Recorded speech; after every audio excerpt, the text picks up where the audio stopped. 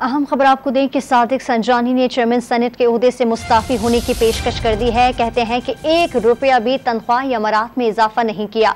Don news से गुफ्तगू में सादिक संजानी का कहना था कि कभी TAD भी नहीं लिया है, किचन का खर्चा भी जेब से करता हूँ, एहतसाब के लिए तैयार हूँ।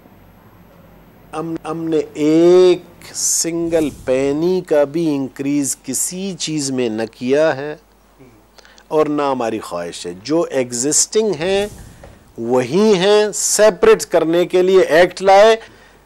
मैं चीजें छुपाता नहीं हूं, सामने रखता हूं कि कौम को पता चले ये हैं, और मैं इस पे भी बिलीव करता हूं। आप अपने नुमाइंदों को अच्छे मराद दें, वो आपको अच्छी ताकि काम कर सके। आप क्यों उनको धकेल रहे हो गलत काम करें?